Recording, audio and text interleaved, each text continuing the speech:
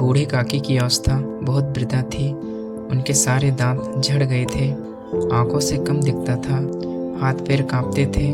वह अब किसी काम की ना रह गई थी। जीवन भर उन्होंने कष्ट सहकर अपने भाई और भतीजे की सेवा की थी। अब जब वह वृद्धा हो गई थी तो सब उन्हें बोझ समझने लगे थे। उनका भतीजा बुधिया नामक स्त्री से विवाह कर चुका था। बुधिया शुरू में तो बूढ़ी काकी की सेवा करती थी, पर धीरे धीरे उसमें चिढ़ आने लगी। वह उनके साथ कठोर व्यवहार करने लगी। भोजन में भी कटौती कर दी गई। कभी रूखी सूखी रोटी, कभी बेस्वाद खाना और कभी भूखा ही पेट रह जाना। बूढ़ी काकी का यही जीवन बन गया। बूढ़ी काकी को अब एक ही सुख रह गया था, भोजन का सुख।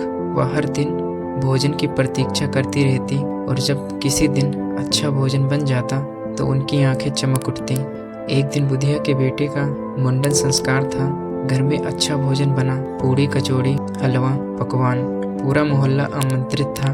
घर में चहल पहल थी, लेकिन बूढ़ी काकी को ना तो आमंत्रित किया गया, ना ही उन्हें भोजन दिया गया। भूख के मारे बूढ़ी काकी का बुरा हाल था। वह बार बार पूछती, बहू मुझे भी कुछ मिलेगा ना? बुधिया झंझलाकर कहती है, अभी समय नहीं है काकी, बाद में मिलेंगे।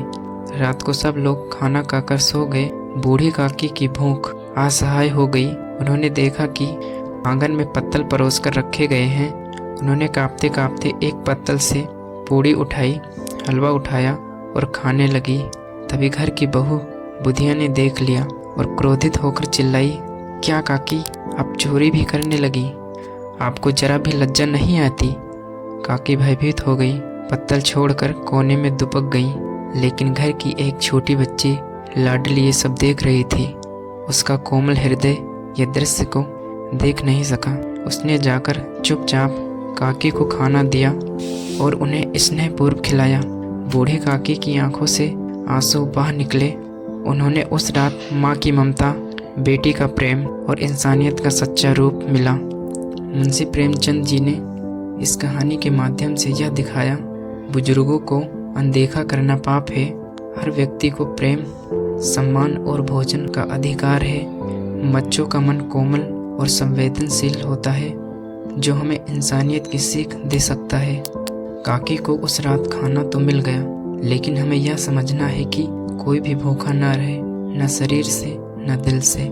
धन्यवाद मुंशी प्रेमचंद जी को, और धन्यवाद आपको जो आपने इस कहानी को सुना और महसूस किया। जय हिंद, जय भारत।